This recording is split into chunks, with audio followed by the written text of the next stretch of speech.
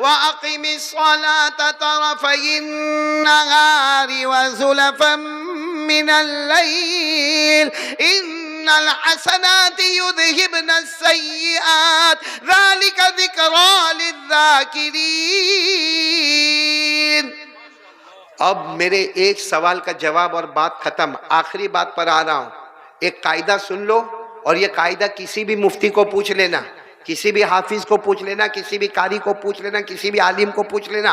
ہمارے نبی صلی اللہ علیہ وسلم کو نبوت کتنی عمر میں ملی؟ بولو صلی اللہ، آواز نہیں آ رہی، صلی اللہ ہو۔ کون سی عمر میں نبوت ملی؟ 40 سال۔ آپ کہاں تھے؟ غارے ہیرا، بولو غارے ہیرا میں تھے۔ اور وہ آیت آئی، اقرأ باسم ربک الذی خلق، خلق الانسان من علق، اقرأ وربک الاکرم الذی علم بالقلم، علم الانسان ما لم یعلم۔ اس وقت مجھے یہ آیت پر کوئی بات نہیں کرنا، مجھے اتنا بتانا 40 سال کی عمر میں آپ کو نبوت ملی، اور کون سے سال میں آپ کا وصال مبارک ہوا؟ 63۔ کتنے سال ہوئے؟ بیچ میں کتنے سال ہوئے؟ ارے بولو نا، جلدی جلدی بولو نا۔ 23 سال۔ اب 23 سال کا ایک قاعدہ سنو، ہمارے نبی نے جو بھی اپنی زبان مبارک سے کہا، بولو جو بھی اپنی زبان مبارک سے کہا، اللہ کہتے ہیں زبان نبی کی ہوتی تھی، کلام اللہ کا ہوتا تھا۔ زبان، بولو زبان نبی کی ہوتی تھی، کلام اللہ کا۔ اسی لئے آپ کو معلوم ہے، وہ ایک صحابی، جوان صحابی حضرت عبداللہ، بولو کون؟ حضرت عبداللہ۔ وہ ہمارے نبی جو بھی کہتے تھے نا اس کو لکھتے تھے۔ ہمارے نبی جو بھی کہے، وہ زمانے میں پتھروں پہ لکھا جاتا تھا، ہڈیوں پہ لکھا جاتا تھا، پتوں پہ لکھا جاتا تھا۔ وہ حضرت عبداللہ جو ہے نا، ہمارے نبی جو بھی کہے نا اس کو لکھے لکھے لکھے لکھے۔ ایک دن کچھ لوگوں نے حضرت عبداللہ کو پکڑا اور کہا کیا کرتے ہو، کیا کرتے ہو؟ ہمارے نبی جو بھی کہتے ہیں تم لکھتے ہو؟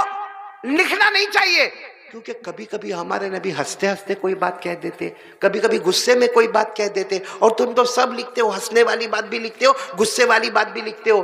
تو وہ حضرت عبداللہ روتے روتے ہمارے نبی کے پاس آئے اور کہا لوگ میرے کو ڈانٹتے ہیں، لوگ میرے کو کہتے ہیں کہ لکھا مت کرو، کیونکہ آپ کبھی ہنستے ہنستے کچھ بولتے ہو، کبھی غصے میں کچھ بولتے ہو۔ اے میرے دوستو، ہمارے نبی نے قسم کھائی، والذی نفسی بیدی، اس ذات کی قسم جس کے قبضے میں محمد کی جان ہے۔ ہمارے نبی نے فرمایا لکھو عبداللہ، لکھو اس ذات کی قسم جس کے قبضے میں محمد کی جان، لا یخرج منہا الا حق، میں غصے میں کہوں یا خوشی میں کہوں، میری زبان سے صرف نکلے گا حق نکلے گا، کیونکہ زبان میری ہوتی ہے، کلام اللہ کا ہوتا ہے۔ میں ہنستا بھی ہوں تو کس کے حکم سے؟ اور اگر میں روتا بھی ہوں تو کس کے حکم سے؟ اللہ۔ اس لیے سب لکھو، غصے میں لکھو، کہو وہ بھی لکھو۔ اب میرے دوستو، یہ قرآن میں بھی لکھا ہے، زبان، بولو زبان، یعنی بولو نا، زبان نبی کی، کلام۔ اللہ نے فرمایا وَالنَّجْمِ إِذَا غَوَىٰ مَا ضَلَّ صَاحِبُكُمْ وَمَا غَوَىٰ وَمَا يَنطِقُ عَنِ الْهَوَىٰ إِنْ هُوَ إِلَّا وَحْيٌ یوحیٰ۔ اللہ تبارک و تعالیٰ فرماتے میرا مصطفیٰ کہتا جا، اللہ فرماتے، پورا مجمع بولے گا، اللہ فرماتے میرا مصطفیٰ کہتا جا، بولتا جا، فرماتا جا، زبان تیری ہوگی، کلام۔ معلوم ہمارے نبی نے جو کہا وہ حق، بولو جو کہا وہ، 23 سال میں جو بولے وہ، کیونکہ زبان کس کی ہے؟ نبی کی ہے، اور کلام کس کا ہے؟ اب میں ایک بات سنو، میں بات ختم کرتا ہوں۔ ایک مرتبہ ایک صحابی کھڑے ہوئے اور کہا کہ اللہ کے رسول، اگر کوئی 5 وقت کی نماز پڑھے تو فجر، بولو،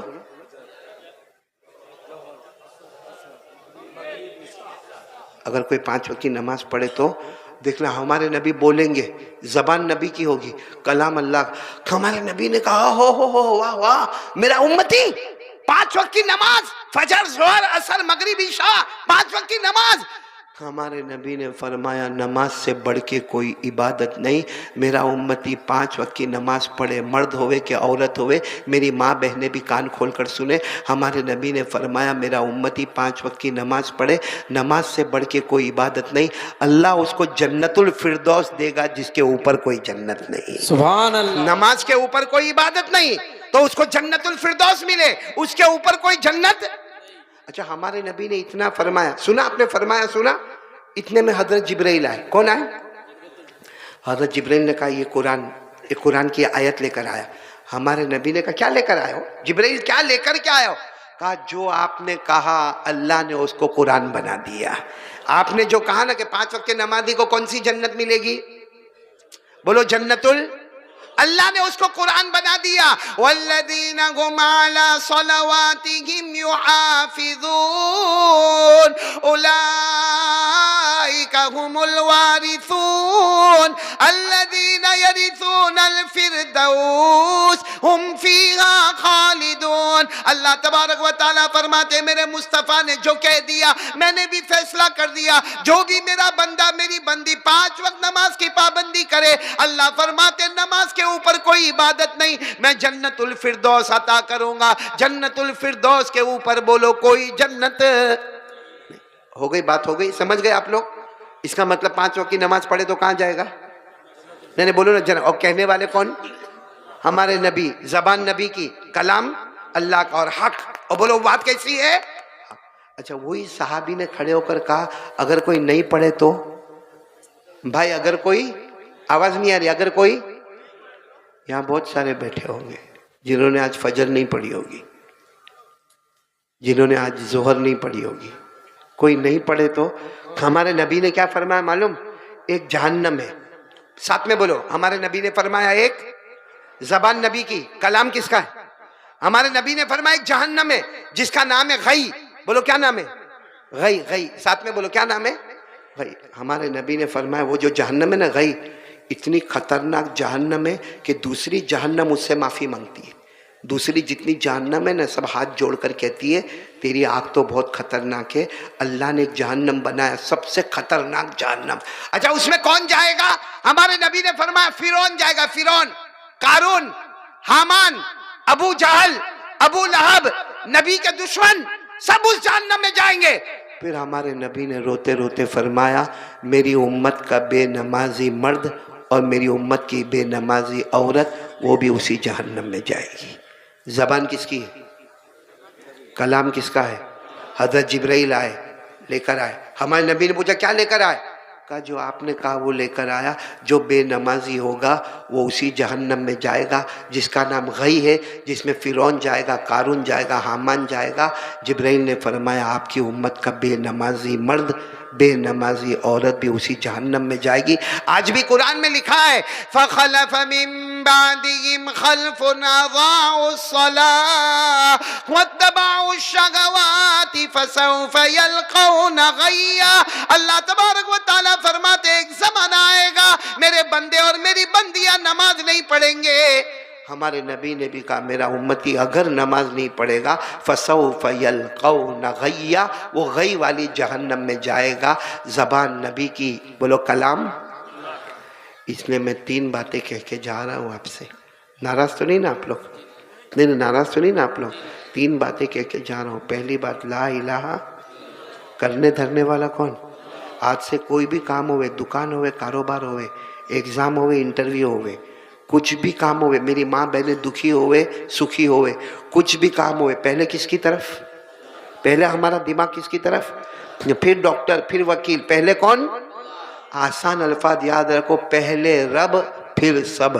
بولو پہلے رب پھر سب. پہلا کام لا الہ الا. دوسرے کام کے لیے کون کون تیار ہے؟ بولو مصطفیٰ کا دامن. برابر پکی بات ہے، ہاتھ اوپر کر کے بولو نا مصطفیٰ کا دامن. ہمارے نبی کے تھوک مبارک سے بڑھ کر کوئی تھوک، تو چہرے مبارک سے بڑھ کر کوئی چہرہ رکھیں گے کیا؟ گاؤں والوں پھر نام بھول گیا، لیکن ایک بات ضرور آپ کو بتاؤں گا، برابر میرے کو ایک دم صحیح میں بولنا. یہ مردوں کو داڑھی آتی ہے، عورتوں کو آتی؟ پھر چپ ہو گئے آپ لوگ.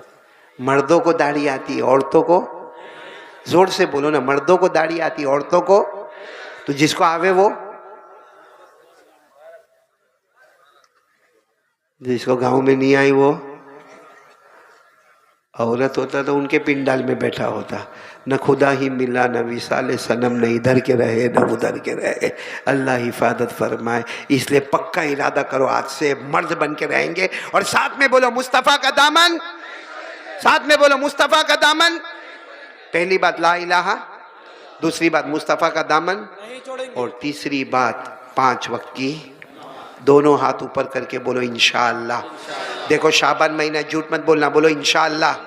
کل کی فجر بولو انشاءاللہ، موت کی شام بولو انشاءاللہ، ہماری نماز قضا، ساتھ میں بولو ہماری نماز قضا، اور ایک دم ہاتھ نیچے رکھ کے ایک دم اطمینان سے سنو، ہر نمازی جنتی، بولو ہر نمازی جنتی، اس کا الٹا کرو، بے نمازی جہنمی۔ اللہ میری اور آپ کی حفاظت فرمائے۔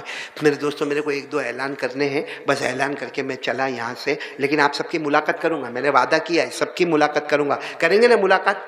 لیکن ملاقات میں ایک شرط ہے، ایک تو دیکھو یہ ہاتھ پر پٹی بندھی ہوئی ہے، مار لگی ہے، اور یہ ملاقات میں دھاڑ دھاڑ دھاڑ دھاڑ کرتے ہیں، اس میں میرے ہاتھ پر مال، اب میں شوگر والا پریشر والا، میں ملاقات کرنے کو تیار ہوں، میں یہیں بیٹھ کے آپ کی ملاقات کروں گا، لیکن کوئی کسی کو دھکا نہیں دے گا۔ بولو وعدہ کرتے ہو آپ لوگ؟ کیا نام گاؤں کا؟ انچل گڑیا والو، آج اپنا ڈسپلن اور رسپیکٹ بتاؤ گے، کوئی کسی کو دھکا نہیں دے گا، چھوٹے بچوں کو دھکا نہیں دیں گے، کسی کا موبائل نہیں چرائیں گے، کسی کا پیسہ نہیں چرائیں گے، ایک لائن سے آئیں گے، ملاقات کریں گے، سلام کریں گے، اور دوسری لائن سے چلے جائیں گے۔ یہ میرا پہلا اعلان۔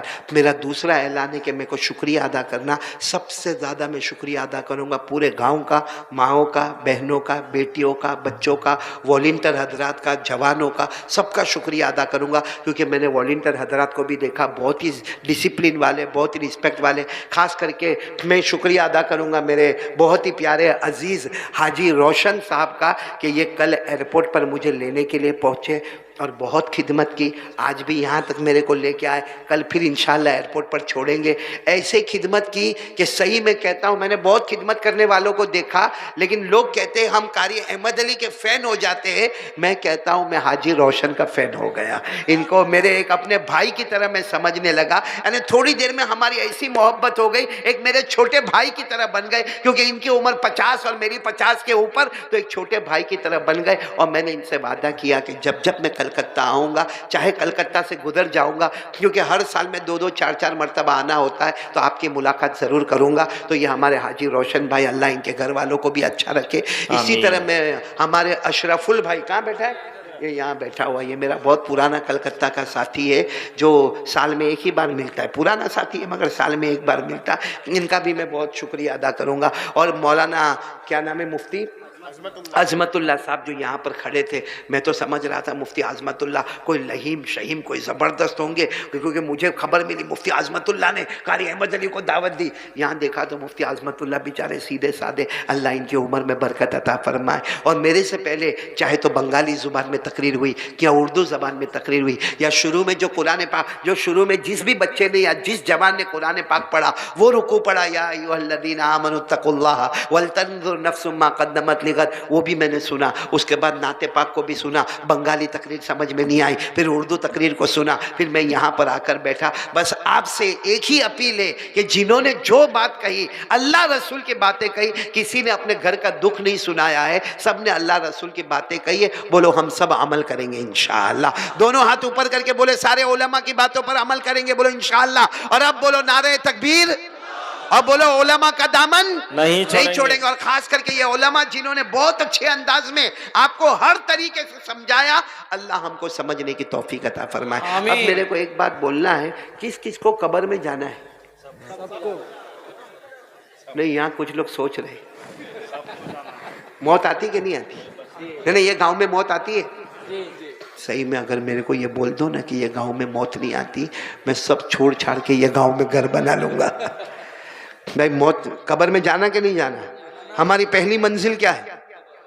اور جو اس میں بچ گیا، بولو سب منزل میں، اور جو اس میں پکڑا گیا، ہر منزل میں پکڑاتا جائے گا. یہ میں نہیں کہتا، ہمارے نبی نے فرمایا، قال رسول اللہ صلی اللہ علیہ وسلم ان القبر اول منزل من منازل الاخرہ فان نجا منه فما بعده ایسر منه وان لم ينج منه فما بعده اشد منه. ہمارے نبی نے فرمایا قبر آخرت کی پہلی منزل ہے، جو اس میں بچ گیا سب جگہ بچ گیا، سلامت ہی سلامت ہو گیا، اور جو اس میں پھنس گیا وہ ہر جگہ پھنس گیا.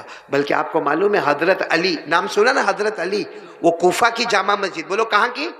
کوفہ کی جامع مسجد میں خطبہ دے رہے. اس خطبے میں حضرت علی رضی اللہ تعالیٰ عنہ نے فرمایا القبر روضۃ من ریاض الجنہ او حفرۃ من حفر النیران. حضرت علی نے فرمایا لوگوں، ایک نہ ایک دن ہم کو مرنا ہے، یہ قبر میں جانا ہے. قبر یا تو جنت کا باغ یا جہنم کا گڑھا، یا تو جنت کا یا جہنم کا گڑھا.